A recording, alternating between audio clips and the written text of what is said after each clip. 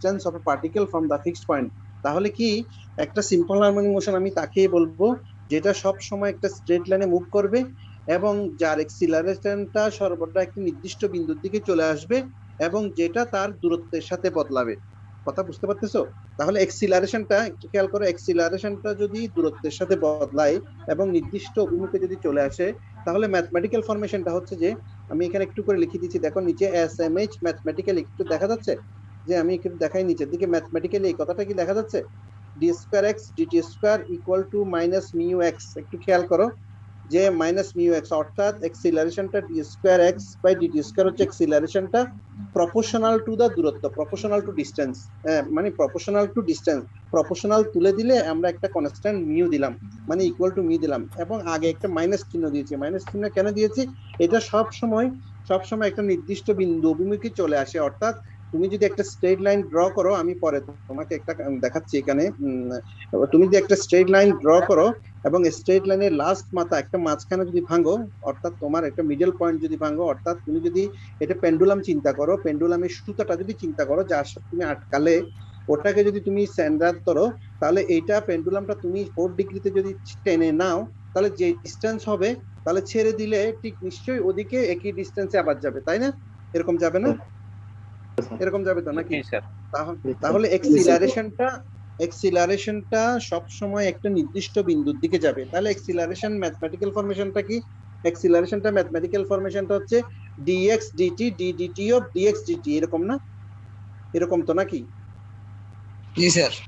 হ্যাঁ, তাহলে d square x dt square x dt square proportional to x, d square x dt square proportional to x, proportional to তুলে দিলাম, তাহলে আমি একটা মিউ কনস্ট্যান্ট দিয়েছি, তুমি এখানে একটু খেয়াল করো মিউ কনস্ট্যান্ট দিয়েছি, আবার এখানে আগে একটা মাইনাস চিহ্ন দিয়েছি। মাইনাস চিহ্ন দেওয়ার অর্থ হচ্ছে যে এটা সব সময় টুয়ার্ডস ও এর দিকে চলে আসে, অর্থাৎ ওটা যদি তুমি সেন্টার ধরো, ওদিকে একটা নির্দিষ্ট দূরত্ব ধরো, ঠিক অপোজিটে যদি একটা নির্দিষ্ট দূরত্ব, পার্টিকেলটা যদি তুমি ছেড়ে দাও আবার যদি দিকে চলে আসে, তাহলে এ থেকে যদি তোমার সেন্টার হয়, একটা রেখা টানো, রেখাটা হচ্ছে স্ট্রেট লাইন, এখানে এটাকে মাঝখানে ও, অর্থাৎ যেটা আমরা ধরো ওইরকম রিয়েল লাইন তুমি যদি মনে করো, এটা রিয়েল লাইনের মতো করে যদি ভাঙো, তার মাঝখানে একটা ও, তারপরে যদি তুমি একটাকে নির্দিষ্ট দূরত্ব এ দাও, তাহলে অপোজিট দিকে যদি এ প্রাইম দাও, এ থেকে যদি পার্টিকেলটা ছেড়ে দাও, এটা টুয়ার্ডস ও এর দিকে চলে আসে, টুয়ার্ডস ও এর দিকে চলে আসবে, এবং ও এর দিকে আসবে, তো ঠিক আছে, সেটা আবার এ প্রাইমে চলে যাবে, আবার এ প্রাইম থেকে ওতে আসবে, ও থেকে আবার এতে যাবে, জিনিসটা হচ্ছে এরকম। তাহলে সেই জন্য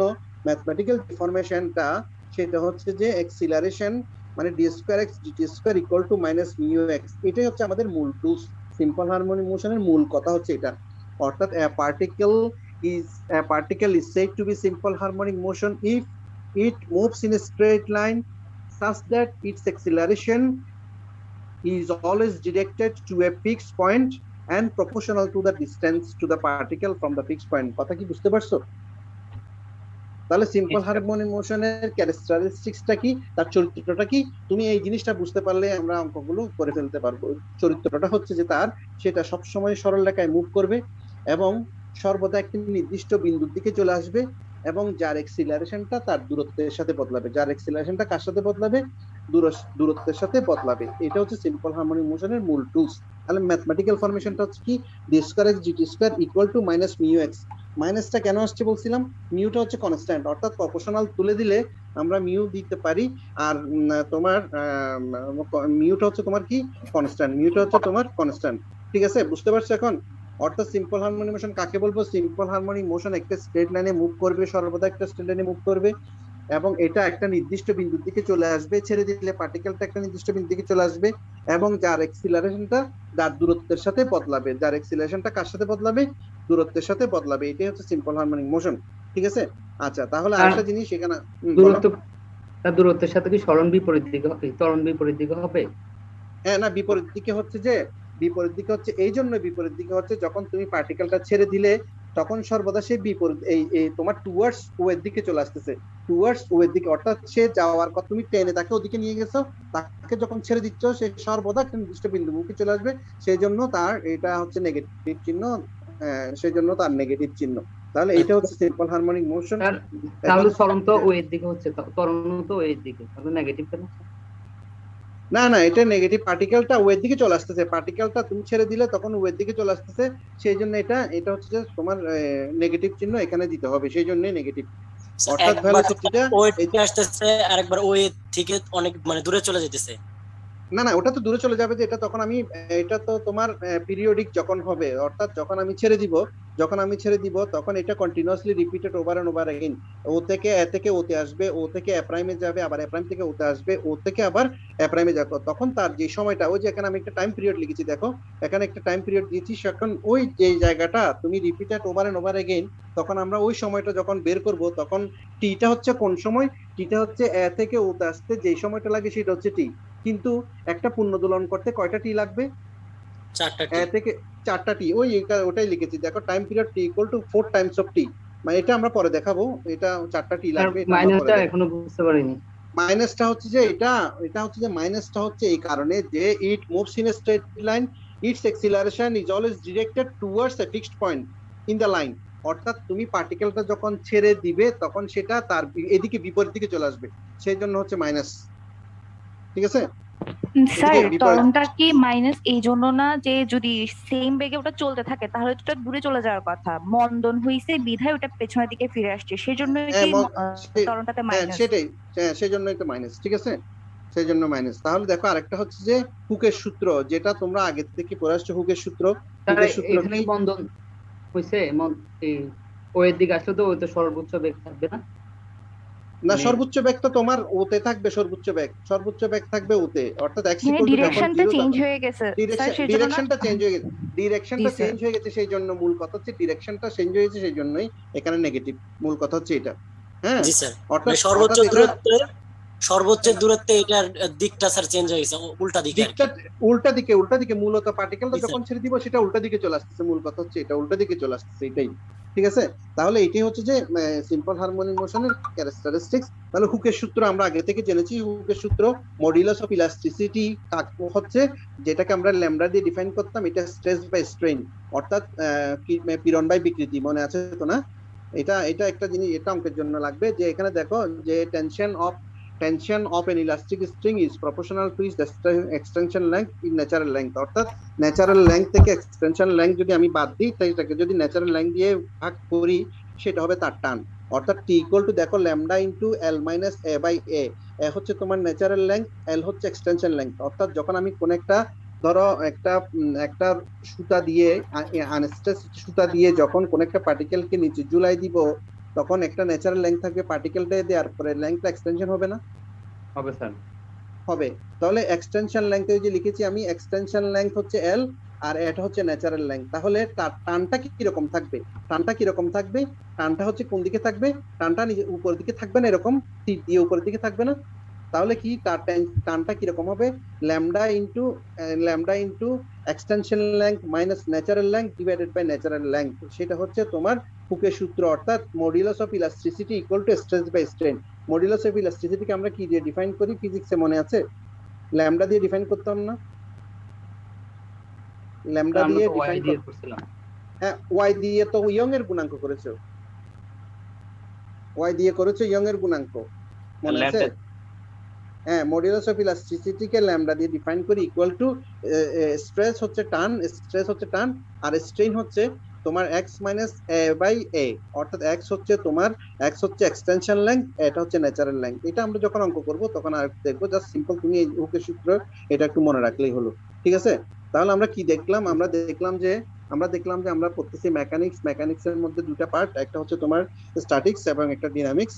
ডিনামিক্স কাকে বলবো? ডিনামিক্স হচ্ছে it is the branch of mathematics which is the body in motion. তাহলে মোশন, বডি কাকে বলবো এগুলো আমরা জানি, পার্টিকেল কাকে বলি, টাইম কাকে বলি, ভেলোসিটি কাকে বলি, অ্যাক্সিলারেশন কাকে বলি, সেটা আমরা জানি। তাহলে আমরা প্রথম যে জিনিসটা সেটা হচ্ছে simple harmonic motion. Simple harmonic motion আমরা কাকে বলবো? একটা পার্টিকেলকে আমি সিম্পল হারমোনিক মোশন আমি তখনই বলবো এটা সবসময় সর্বদা স্ট্রেট লাইনে মুভ করবে এবং একটা সর্বদা নির্দিষ্ট বিন্দু বিপরীত দিকে চলে আসবে এবং যার এক্সিলারেশনটা দূরত্বের সাথে বদলাবে, এটা হচ্ছে সিম্পল হারমোনিক মোশন। ম্যাথমেটিক্যাল ফরমেশনটা হচ্ছে d square x dt square equal to minus mu x, এটা হচ্ছে আমার সিম্পল হারমোনিক মোশন, x হচ্ছে ডিসটেন্স আর এটাই। তাহলে এখন দেখো এটার উপর ডিপেন্ড করে আমরা প্রথমে আমাদের দুইটা থিওরি, এখানে আমাদের দুইটা থিওরি আছে আমাদের। দুইটা থিওরি, এই দুইটা থিওরির মধ্যে একটা হচ্ছে আর্টিকেল 22, একটা হচ্ছে আর্টিকেল 31। এটা প্রত্যেকবার তোমার আর্টিকেল যদি তোমার একটা চলে আসে পরীক্ষায়, তাহলে সেকেন্ড টাইম আরেকটা আসে, একবার একটা আসলে আরেকবার আরেকটা আসে। অর্থাৎ তোমার যে জিনিসটা দেখা যাচ্ছে, জি না স্যার। স্যার এখন আসে স্যার দেখা যাচ্ছে। আছে হ্যাঁ আসছে স্যার। স্যার দেখা হ্যাঁ, যাচ্ছে আচ্ছা ঠিক আছে। তাহলে দেখো এখানে আর্টিকেল 22, লনির বইয়ের আর্টিকেল 22 পেজ নাম্বার হচ্ছে 10।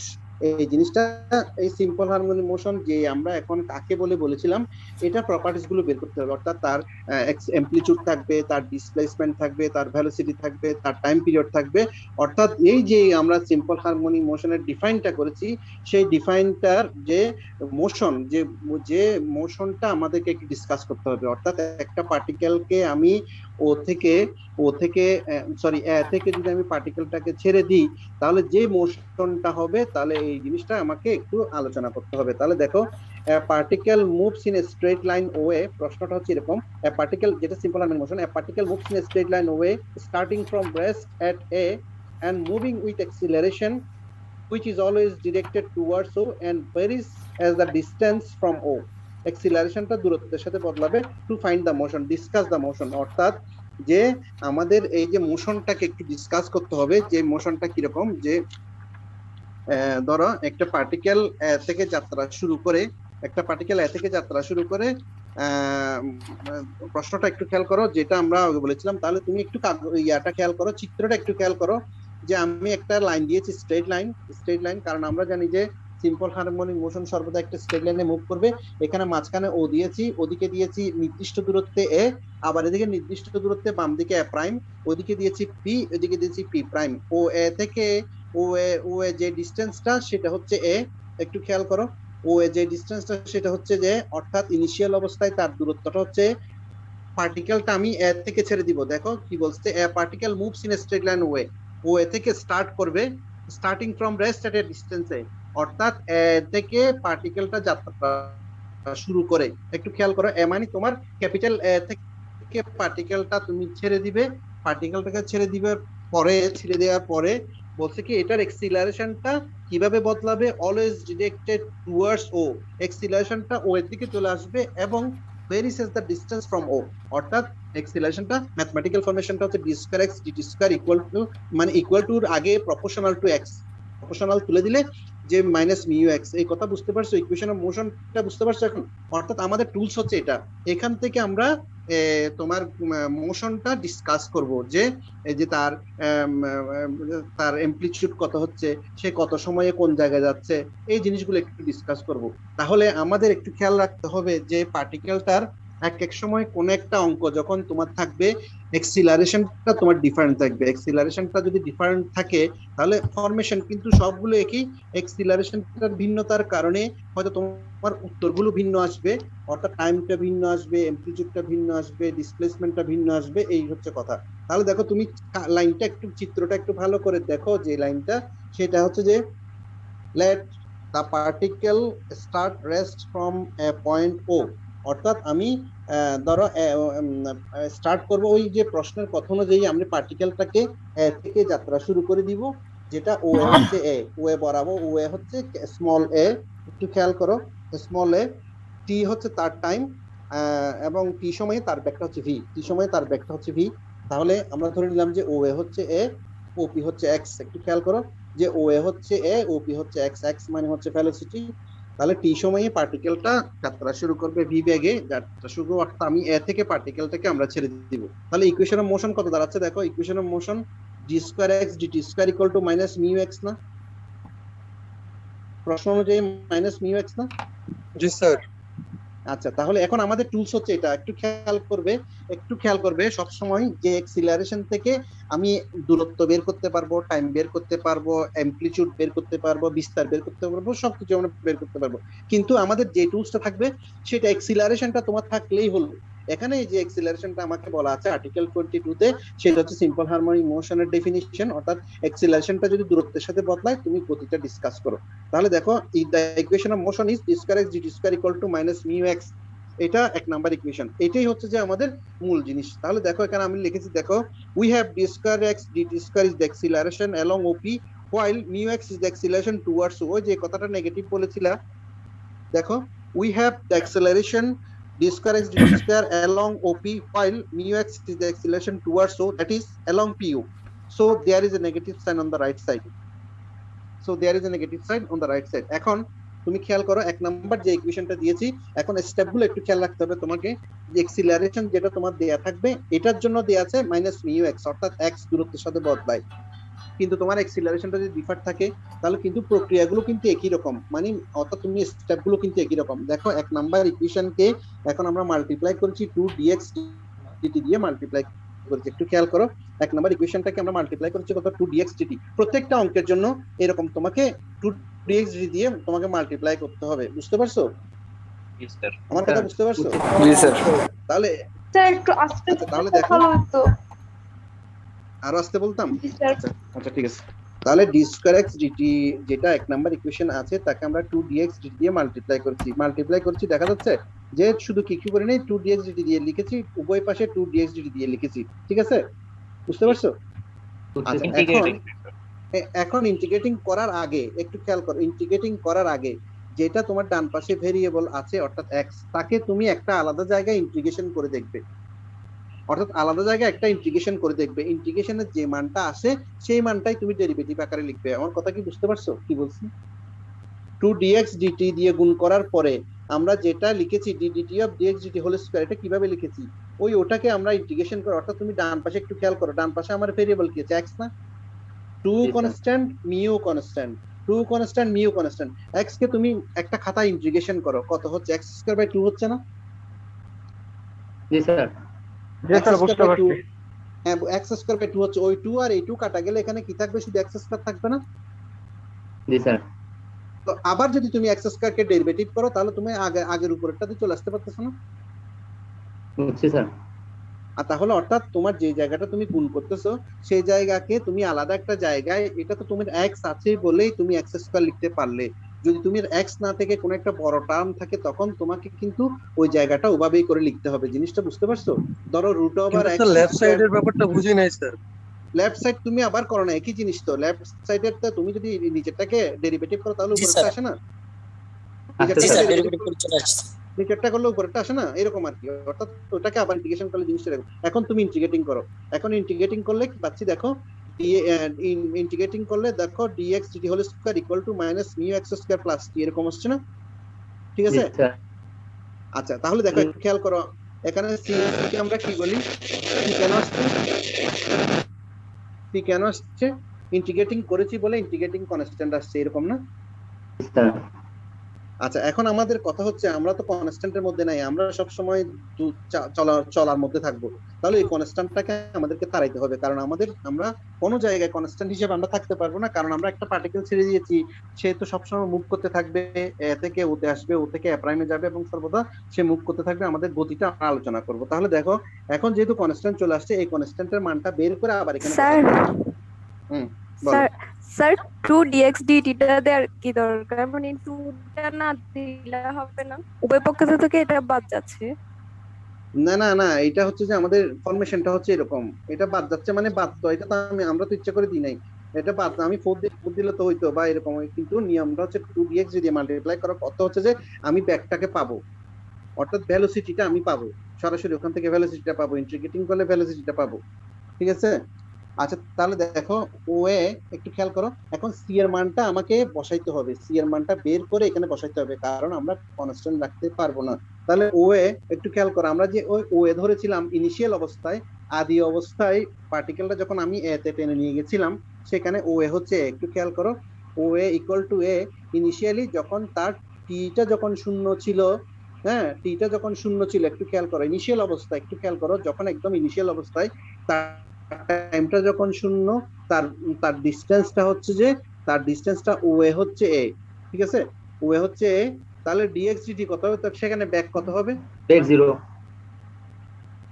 0 হবে, অর্থাৎ dx dt ইকুয়াল টু 0 হবে। একটু খেয়াল করো, তাহলে এখানে আমার তিনটে জিনিস, এখানে 2 নাম্বার ইকুয়েশনে দেখো ব্যাক আছে, তারপর আছে ডিসটেন্স আছে, তারপর আছে কনস্ট্যান্ট আছে c মিউ, তাহলে দেখো অর্থাৎ আদি অবস্থায় কনস্ট্যান্টের মান যখন আমরা বের করতে হবে তখন ইনিশিয়াল কন্ডিশনটা আমাকে অ্যাপ্লাই করতে হবে। ইনিশিয়াল কন্ডিশনটা হচ্ছে যে কি, যখন যখন ও ইকুয়াল টু এ, অর্থাৎ যখন টি এর মান শূন্য তখন ব্যাকটাও শূন্য, তখন আমি ও ইকুয়াল টু এ অর্থাৎ এক্স ইকুয়াল টু এ যখন আমি বসাবো তখন আমি ইনিশিয়াল কন্ডিশন অ্যাপ্লাই করে সি এর মানটা বের করতে পারবো না? দেখো এখানে ডিএক্স জি ইকুয়াল টু যদি 0 বসাই, এক্স ইকুয়াল টু যদি এ বসাই, তাহলে সি এর মান পাবো না? জি স্যার। সি এর মান পাবো। আবার সি এর মানটা কিন্তু আবার 2 নম্বর সমীকরণে বসাইতে হবে। একটু খেয়াল করো, আমি পরের পৃষ্ঠায় যাচ্ছি। সি এর মানটা কিন্তু আবার 2 নম্বর ইকুয়েশনে বসাইতে হবে। সি এর মানটা আবার 2 নম্বর ইকুয়েশনে বসাতে হবে।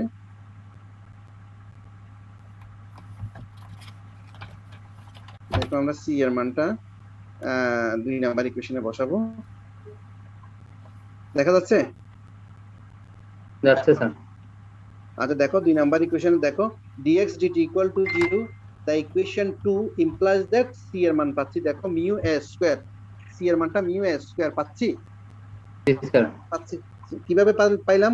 ও যে ওখানে ছিল 2 নাম্বার কেন dx dt whole square equal to minus mu x square plus c, তাহলে dx dt এর মান হচ্ছে 0, x equal to a, x equal to a হলে x কে ডেরিভেটিভ করলে টাইমের সাপেক্ষে 0, অর্থাৎ dx dt 0, তাহলে c এর মানটা আবার আমি 2 নম্বরে বসালাম। সি এর মানটা আমি আবার 2 নম্বর সমীকরণে বসালাম। একটু খেয়াল করো, সি এর মানটা কিন্তু আমি আবার 2 নম্বর সমীকরণে বসালাম। সেখানে দেখো dx dt whole square equal to mu common নিলাম, মিউ কমন নিলে a square minus x square, তাহলে রুট স্কয়ারটা বাতিল করলে কি হচ্ছে root mu a square minus x square. দেখো খেয়াল করো, দেখা যাচ্ছে? যাচ্ছে স্যার। যাচ্ছে। তাহলে আমি এখানে আবার মাইনাস সাইন কেন দিলাম? আমি আবার ইচ্ছে করে মাইনাস সাইন কেন দিলাম? দেখো ভেলোসিটি dx dt হচ্ছে তার বেগ ভেলোসিটি, তাহলে ভেলোসিটিটা আমি মাইনাস কেন দিলাম? দেখো the negative sign on the right side of equation 3 because the velocity is clearly negative.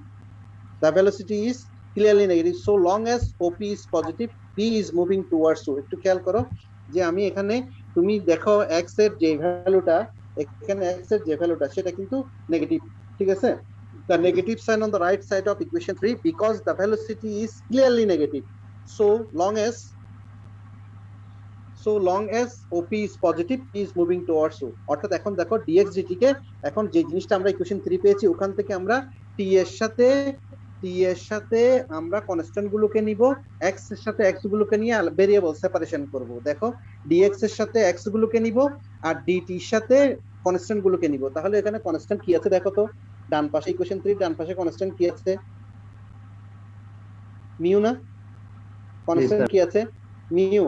আর ওটা x এর সাথে যেহেতু আছে ওটা x এর সাথেই নিব। একটু খেয়াল করো, তাহলে দেখো রুট মিউ dt, একটু খেয়াল করো, root mu dt equal to minus dx by root over a square minus x square. বুঝতে পারছো? এটা আমি জাস্ট ভেরিয়েবল সেপারেশন করেছি, dx এর সাথে x গুলোকে নিয়েছি, dt এর সাথে কনস্ট্যান্ট গুলোকে নিয়েছি। বুঝতে পারছো? বুঝছি। জি স্যার।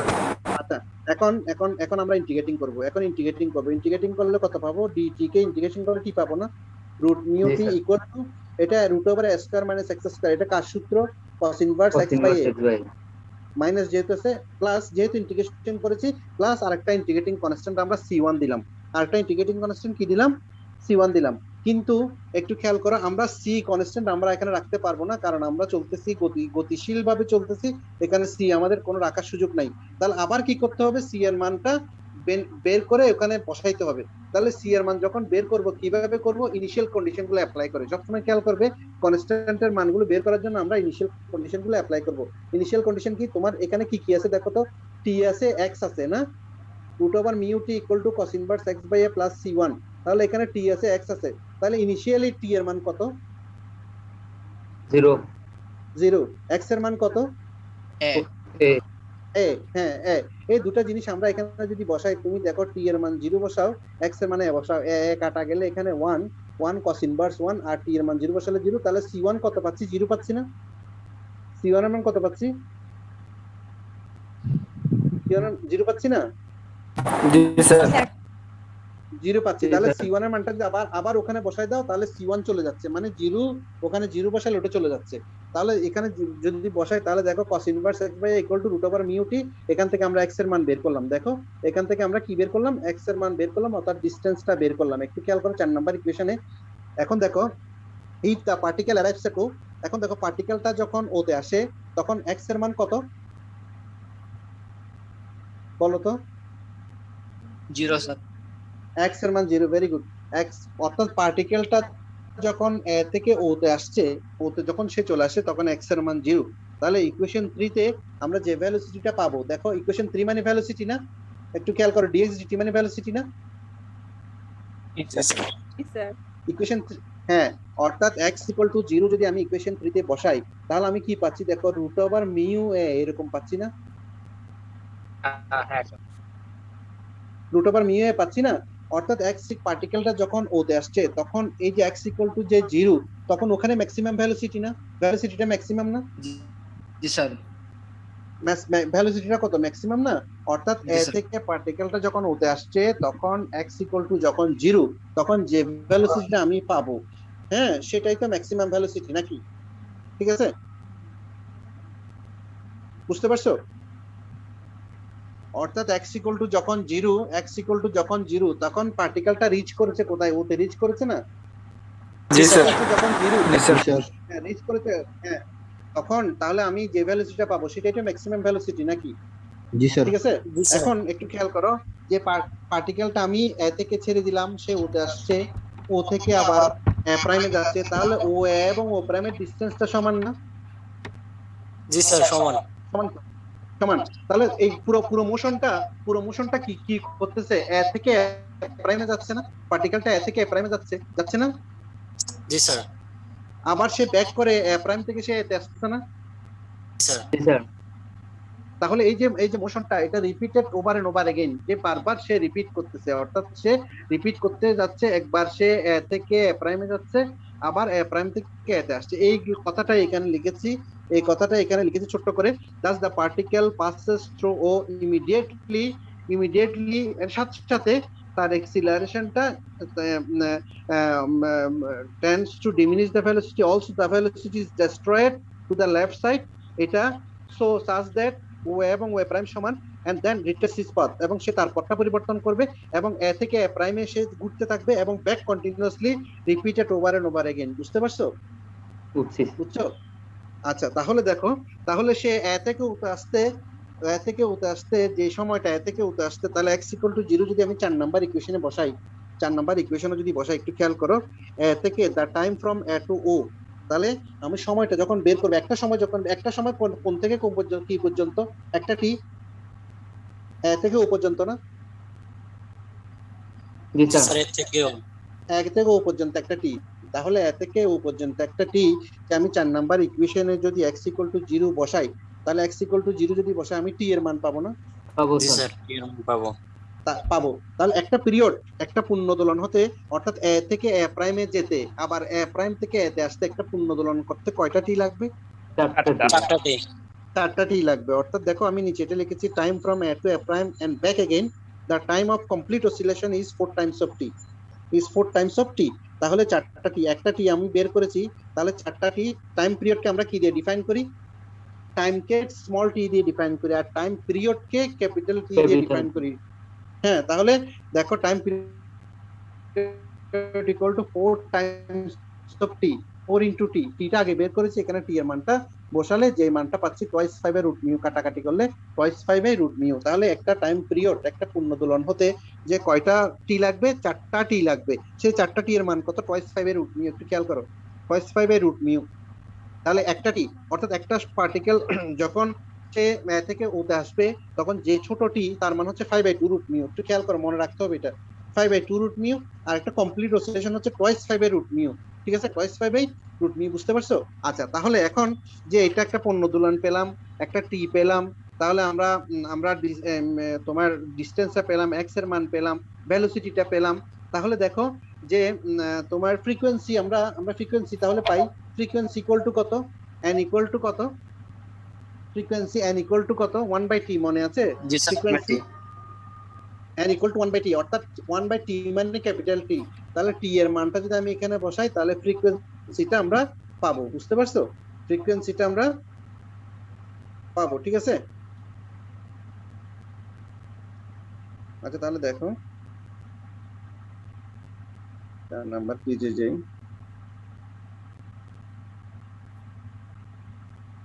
দেখো দেখা যাচ্ছে, যাচ্ছে?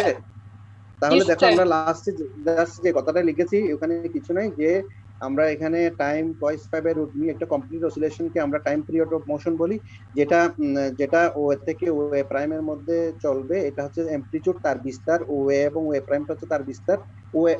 ও এর মান কত বলেছিলাম? ও এর মান কত বলেছিলাম? ও ইকুয়াল টু কত? Small a. ও ইকুয়াল টু কত? Small a. ডিসপ্লেসমেন্টটা হচ্ছে স্মল এ। তাহলে আমার ফ্রিকোয়েন্সি এখানে লিখেছি, frequency equal to 1 by periodic time. 1 by periodic time মানে ওটার উল্টা, অর্থাৎ টিটাকে উল্টা। তাহলে আমরা দেখো এখানে আমরা কি পাই। মূল কথা আমরা একটু সামারিতে আসি, এটাই আমাদের শেষ, এখানে আমাদের শেষ।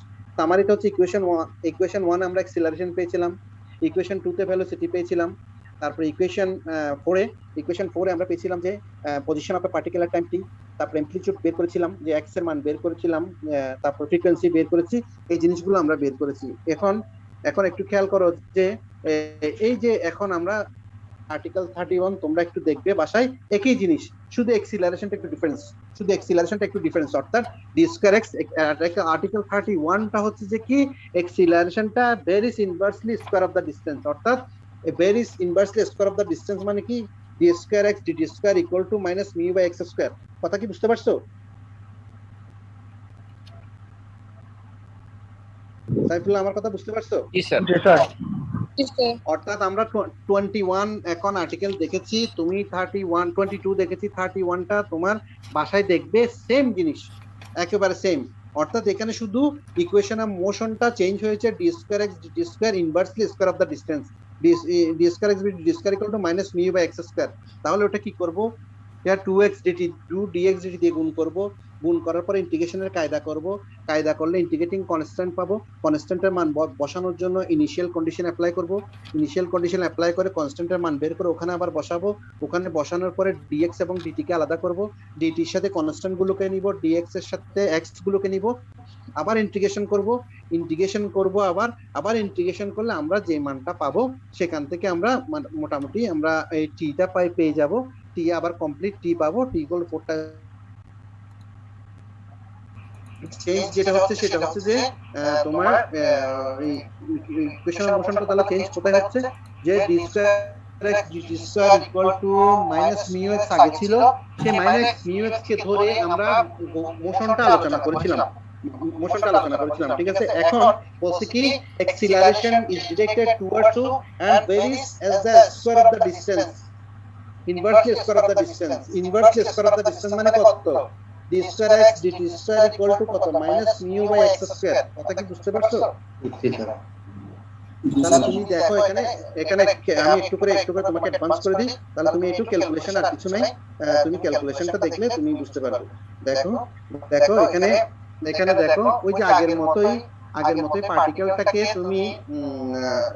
তুমি এ থেকে ছেড়ে দিবে, পার্টিকেলটা থেকে দেখো আগের মতোই চিত্রটা আমরা আঁকলাম, যে O A P P prime A prime, অর্থাৎ পিটা কি, পিটা হচ্ছে টি সময়ে কোন একটা, অর্থাৎ পার্টিকেলটার পজিশনটা হচ্ছে পি। একটু খেয়াল করবে এই যে আগের কথাটা ঠিক আছে, যে একটা পার্টিকেল আমি স্টার্টিং এর থেকে যাত্রা শুরু করবে, এটা পিতে আসছে, কোন একটা সময়ে পিতে আসছে। আমার কথা বুঝতে পারছো? কোন একটা সময় মানে কত সময়, যে কোনো একটা সময়, অর্থাৎ টি সময়, সেটা 1 10 5 15 যাই হোক। এখন এতে যখন পার্টিকেলটা আছে তখন তার সময়টা কত, 0। পার্টিকেল এতে যখন আছে তার সময়টা হচ্ছে তখন 0, অর্থাৎ এখন আমি পার্টিকেলটাকে ছেড়ে দিলাম, পার্টিকেলটা ধরো কোনো একটা সময়ে, মনে করলাম টি সময়ে পার্টিকেলটা পিতে আসছে, ঠিক আছে? তাহলে ও পি হচ্ছে x, ও হচ্ছে a। তাহলে আমাদের যে জিনিসটা আমাদের দেয়া মূল যে জিনিসটা সেটা ইকুয়েশন অফ মোশনটা হচ্ছে d square x dt square equal to minus mu by x square. এটাই হচ্ছে আমাদের মূল টুলস, যেটা আমাদের 1 নাম্বার ইকুয়েশনে যেটা ছিল সিম্পল হারমোনিক মোশন। এখানে বলা হচ্ছে যে acceleration by inversely proportional to the inversely square of the distance, ঠিক আছে? তাহলে ওটা ছিল যে acceleration proportional to the distance, এটা বলছে inversely square of the distance। তাহলে দেখো, তাহলে এটা ইকুয়েশন, তুমি একটু খেয়াল করবে, তোমার ইকুয়েশন অফ মোশন যেটা, এটাই হচ্ছে তোমার মেইন টুলস। এখন এটাকে আমরা মাল্টিপ্লাই করব কত দিয়ে, ইকুয়েশন 1 দিলাম, এটাকে কত দিয়ে মাল্টিপ্লাই করব বলো? 2dx dt দিয়ে এটাকে মাল্টিপ্লাই করব প্রত্যেকটা সময় প্রত্যেকটা অঙ্কে কিন্তু একইভাবে একই ধাপে করতে হবে 2dx dt দিয়ে এটাকে মাল্টিপ্লাই করব মাল্টিপ্লাই করলে আমার বাম পাশে যে জায়গাটা এটা ঠিক থাকবে না dt of dx dt whole square ঠিক আছে বুঝতে পারছো না জি স্যার আচ্ছা তাহলে তোমার এখানে দেখো ডান পাশে যেটা ভেরিয়েবল সেটা কত আছে এখন দেখো তো 2 কনস্ট্যান্ট মিউ কনস্ট্যান্ট ভেরিয়েবল কত আছে তোমার অর্থাৎ x মানে x টু দি পাওয়ার -2 অর্থাৎ x স্কয়ার আছে 1/x স্কয়ার কত আছে 1/x স্কয়ার আছে না ঠিক আছে 1/x স্কয়ার কে তুমি আলাদা একটা জায়গায় ইন্টিগ্রেশন করো তাহলে x to the power -2 integration of x to the power -2 dx এটাকে ইন্টিগ্রেশন করলে কি হবে পাওয়ার x যোগ হবে যা হবে তাই হবে না ঠিক আছে তাহলে ইন্টিগ্রেশন করলে কি দাঁড়াবে দেখো x to the power -2 K integration করো তাহলে -2 + 1 ডিভাইডেড বাই -2 + 1 তাহলে 1/x হবে 1/x ওইটাই লিখেছি একটু দেখো twice mu ঠিক আছে 1/x লিখেছি দেখো ওই মাইনাস আর ইন্টিগ্রেশনে মাইনাস চলে গেছে কিন্তু দেখো একটু এখানে কিন্তু মাইনাস নিচে নাই ঠিক আছে বুঝতে পারছো dt of twice mu by x বুঝতে পারছো এখন বুঝছি স্যার আচ্ছা এখন তুমি তাহলে এটাকে ইন্টিগ্রেশন করো প্রত্যেকটা স্টেপ তোমাকে মনে রাখতে হবে কারণ অঙ্কগুলো কিন্তু একই ধাপে হবে তাহলে এখন দেখো এটাকে ইন্টিগ্রেটিং করলে dx dt whole square equal to twice mu by x plus c ঠিক আছে না জি স্যার তাহলে এখন আমরা এখন c রাখতে পারবো না কারণ আমরা c এর মধ্যে নাই আমরা হচ্ছে ইয়ার মধ্যে পার্টিকেল আছে আমরা ঘোরাঘুরির মধ্যে তাহলে c টাকে বাতিল করতে হবে সেটাকে বাতিল করব কেমনে সবসময় মনে রাখবে কনস্ট্যান্টকে বাতিল করার কায়দা হচ্ছে যে আদি অবস্থায় যখন সে স্থির অবস্থায় ছিল তখন আমাদের টাইমটা কি ছিল ব্যাকটা কি ছিল এই কন্ডিশনগুলো অ্যাপ্লাই করলে আমরা c এর মানটা বের করে দেখো initially when t equal to 0 তখন তার ব্যাকটা কত dx dt equal to 0 x equal to a এই মানগুলো এখানে যদি বসাই dx dt equal to 0 x equal to a যদি বসাই c এর মান পাবো না তাহলে c এর মানটা যেখানে c আছে ওখানে c এর মানটা বসাই দিলাম দেখো c এর মানটা বসাই দিলে আমার dx dt whole square equal to cos mu এরকম cos mu কমন গেলে 1/x - 1/a এরকম হচ্ছে ঠিক আছে হ্যাঁ তাহলে দেখো এখানে আমরা নেগেটিভ চিহ্ন দিয়েছি বিকজ দা নেগেটিভ সাইন কেন এটা পার্টিকেলটা টুয়ার্ডস ওয়ের দিকে চলে আসে সেজন্য এটা নেগেটিভ চিহ্ন দিয়েছি এখন কি করব বলতো dx কে x এর সাথে নিব dt কে কার সাথে নিব t এর সাথে মিউ এর সাথে মিউ মানে কনস্ট্যান্ট এখানে কনস্ট্যান্ট যে থাকবে তার সাথে আমি dt গুলোকে নিব আর dx এর সাথে x গুলোকে নিব তাহলে দেখো একটু কায়দা করে আমরা লিখলাম যে টুয়াইস মিউ এখানে দেখো এখানে কমন নিলে লসাগু নিলে x হয় না x এবং কনস্ট্যান্ট আলাদা তুমি যদি লসাগু নাও x হবে না তাহলে -x হবে না উপরে জি স্যার তাহলে দেখো এখানে twice mu √root twice mu by a কোথা থেকে লিখছি দেখো তো আমাদের x ছিল না লসাগু x ছিল না জি স্যার ওই যে x ছিল না x এর সাথে তাহলে a তো কনস্ট্যান্ট সেইজন্য মিউ এর সাথে আমরা এটাকে নিয়েছি বুঝতে পারছো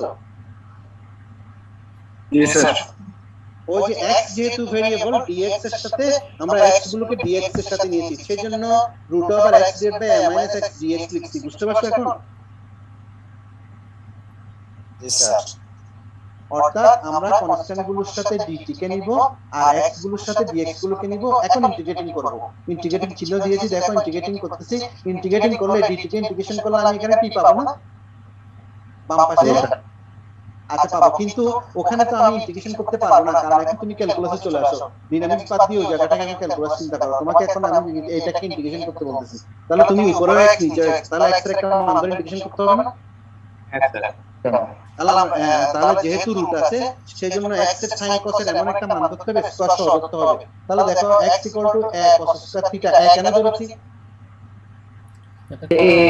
কমন নেওয়ার জন্য কমন নেওয়ার ভেরি গুড কমন যেহেতু নিচে আমাদের a আছে সেজন্য আমরা a সহ ধরেছি a cos স্কয়ার থিটা তাহলে একটু তুমি খেয়াল করো তাহলে তুমি তাহলে dx এর মান পাবো না dx এর মান ওখানে বসাবো তাহলে এই মানগুলো বসাবো x এর মান বসাবো এখানে বসাবো কাটাকাটি গিয়ে যে মানটা আমার আসবে তাহলে তুমি এই পরের গুলো তো করা যাবে না তাহলে আমি পরে দেখাই দিই পরে এটা ক্যালকুলেশন ক্যালকুলেশন দেখাই দিই পরে। দাঁড়াও, নাম্বার পেজ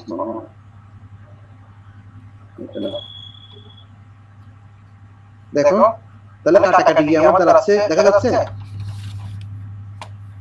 জি স্যার। কাটাকাটি গিয়ে দেখা যাচ্ছে, দেখো integration of 2 cos square theta dt টা একটু খেয়াল করো, 2 cos স্কয়ার থিটা dt টা এরকম দাঁড়াচ্ছে না? এখন তুমি 2 cos স্কয়ার কে তো তুমি ইন্টিগ্রেশন করতে পারবে না, তাহলে এটা সূত্র নিতে হবে। 2 cos স্কয়ার থিটা মানে কি? 2 cos স্কয়ার থিটা সূত্র কি? 1 plus cos 2 theta, 1 plus cos 2 theta. এখন ইন্টিগ্রেশন করা যাবে, 1 কে ইন্টিগ্রেশন করলে উইথ রেসপেক্ট টু থিটা তে, তাহলে 1 কে ইন্টিগ্রেশন করলে পাচ্ছ থিটা, cos 2 থিটা মানে sin 2 থিটা বাই 2, ঠিক আছে? ঠিক আছে তো না? Plus integrating constant, plus integrating constant একটু খেয়াল করো, প্লাস ইন্টিগ্রেটিং কনস্ট্যান্ট। এখন যেহেতু আমার মানটা ছিল x এ, আমি কনভার্ট করেছি থিটা তে, তাহলে আবার x এ চলে যাই, আবার x এ চলে যাই, তাহলে থিটার মান x = cos স্কয়ার থিটা, সেখান থেকে আমি থিটার মান বের করতে পারবো না? পারবো না? জি স্যার। জাস্ট ওই যে আমি সাইড নোট দিয়ে লিখে দিয়েছি, লেখাটা একটু বোঝা যাচ্ছে না, তুমি খেয়াল করে দেখবে যে তাহলে থিটার মানটা আমরা বসিয়েছি ওই sin 2 থিটা, sin 2 থিটা মানে কত? 2 sin থিটা cos থিটা না? sin 2 থিটা মানে কত? 2 sin থিটা cos থিটা, তাহলে sin থিটার মান বসাবে, cos থিটার মান বসাবে। এখানে আমরা জাস্ট মানটা বসিয়ে তোমাকে এখানে দেখিয়েছি যে আমরা এখানে এই sin 2 থিটা বাই 2 মানে এই মানটা আসে প্লাস c1। তাহলে যেহেতু c1 চলে আসছে, আমরা c1 তো রাখতে পারবো না স্যার, বাদ দিতে তাহলে হবে। কি বাদ দিতে হবে? কিভাবে বাদ দিব? কিভাবে বাদ দিব? ইনিশিয়াল কন্ডিশন গুলো বসাবো। ইনিশিয়াল কন্ডিশন গুলো বসাবো, কারণ আমি দেখবো যে আমার এখানে কি কি জিনিস আছে। এখানে আমার t আছে, x আছে, তাহলে ইনিশিয়ালি আদি অবস্থায় আমার t এর মান যখন 0, x = তখন a, তাহলে দেখো এই যে x = a, t এর মান যখন 0 বসাই তখন আমি c1 এর মান পাচ্ছি। দেখো ওখানে তুমি বসিয়ে দেখবে c1 = 0 পাচ্ছি, ঠিক আছে? c1 = 0 যদি আবার ওখানে বসাই তাহলে c1 টা চলে যাচ্ছে, তাহলে ওখান থেকে আমি t এর মান পাচ্ছি না?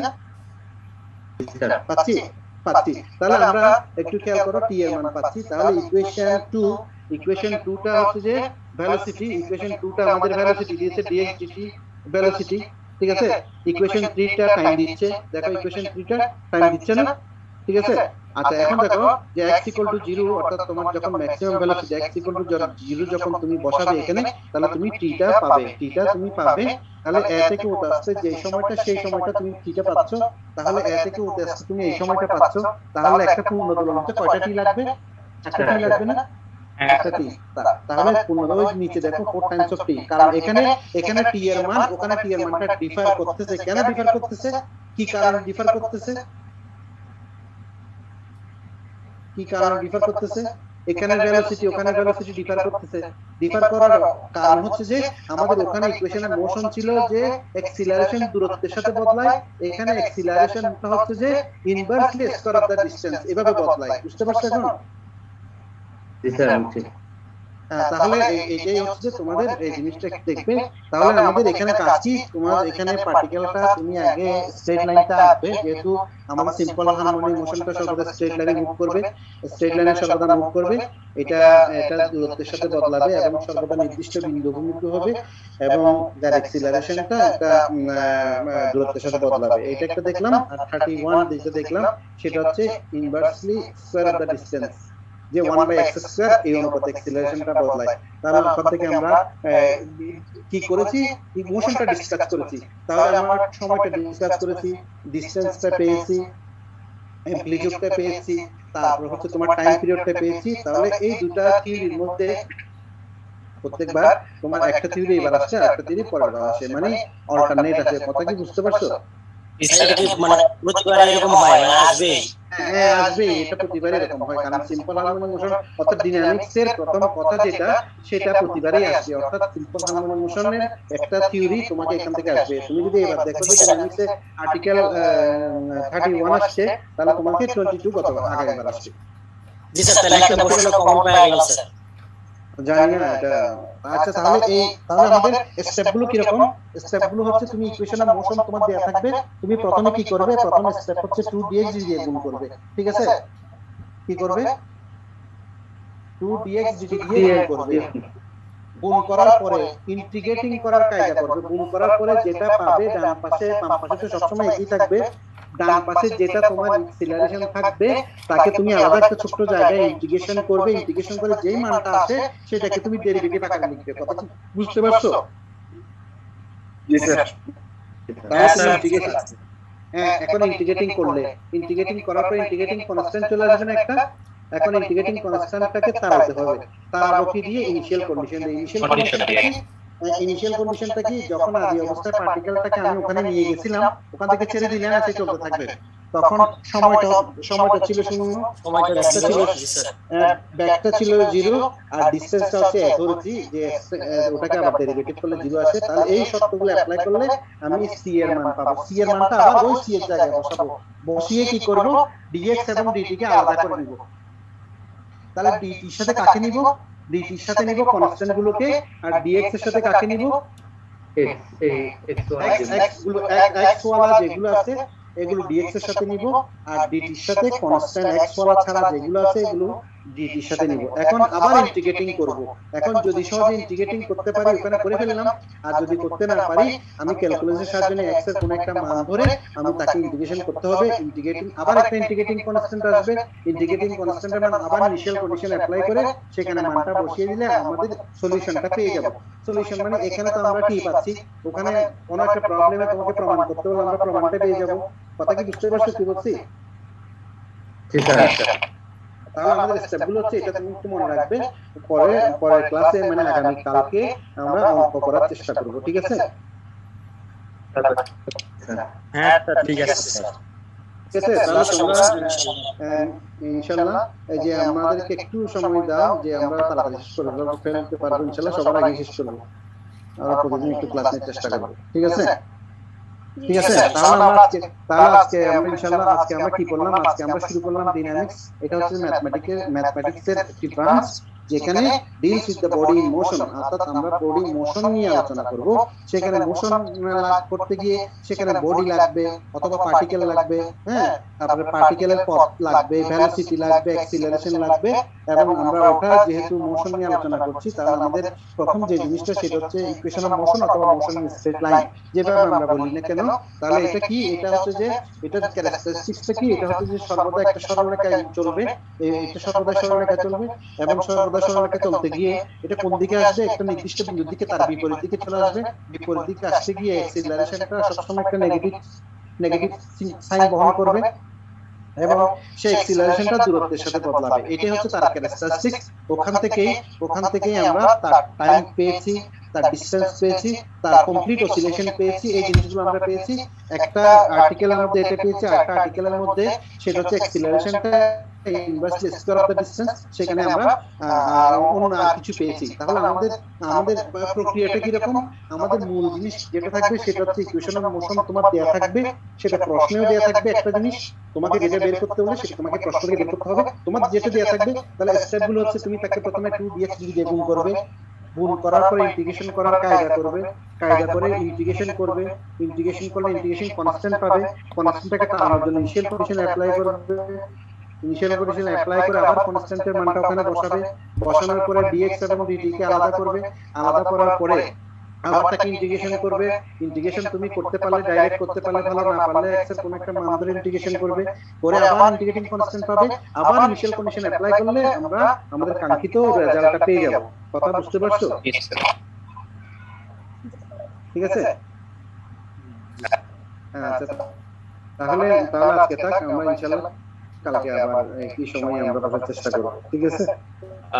কালকে কোন টপিক পড়বো একটু বলে দিতে পারেন? একই না এইভাবে আমি তোমাকে পিডিএফ এ যেটা দিয়েছিলাম ওটা আমরা সিরিয়ালি করে যাব। এই টপিকের মধ্যে আমরা প্রবলেমগুলো করব। থিওরি তো পড়েছি, এখন যেভাবে আমরা থিওরিটাকে ডেভেলপ করেছি ওভাবেই প্রবলেমগুলোকে ওভাবে ডেভেলপ করব। ঠিক আছে? শুধু আমাদের অ্যাক্সিলারেশনটা ডিফারেন্টের কারণে আমাদের প্রমাণগুলো হয়তো ডিফারেন্ট। ঠিক আছে? আমাদের কি এই মানে স্যার আমাদের সিলেবাস স্টেপ নিয়ে করো, মানে দুইটা না সাবজেক্ট। না না না না না না, আমি তোমাকে বুঝাই দেবো তো, তুমি তো এত ইয়া হওয়ার কোনো কারণ নেই। আমরা তো ফার্স্ট চ্যাপ্টার তো শুরু করলাম মাত্র, অর্থাৎ ইকুয়েশন এর মোশনটা আমরা শুরু করলাম। এখানে প্রবলেম আছে অনেকগুলো, তারপর আমাদের অ্যাপস আছে, তারপর আমাদের সেন্ট্রাল কোর্স আছে, আমাদের ক্যাপলারস ল আছে, অনেকগুলো জিনিস আছে। আমরা এগুলো করে ফেলবো ইনশাআল্লাহ, অসুবিধা নেই, তোমার এত ভয়ের কোনো কারণ নেই। আচ্ছা ঠিক আছে, তাহলে কালকে আমরা একই সময় আবার বসবো আর কি, 7:30। এখানে যেটা এর পরের অঙ্কগুলো দিয়ে শুরু করব, অর্থাৎ এখানে যে তোমাকে যে জিনিসগুলো দিয়েছি এগুলো যদিও অস্পষ্ট, এত ভালোভাবে হয়তো বোঝা যাচ্ছে না, তারপর তুমি একটু খাতায় লিখতে হবে, করতে হবে। আমি তো ওখানে ক্লাসে থাকলে হয়তো কাগজ আর একটু গুছিয়ে দিতাম বোর্ডে লিখে টিকে, এখন তোমাকে এগুলো বাসায় করতে হবে। তাহলে তুমি বাসায় কি করবে, আজকে আর্টিকেল 31-22 এই দুটো জিনিস তুমি করে ফেলবে, খাতায় লিখে ফেলবে দেখে দেখে, ঠিক আছে? আচ্ছা ঠিক আছে, তাহলে আজকে থাক, ইনশাআল্লাহ আমরা কালকে আবার করব।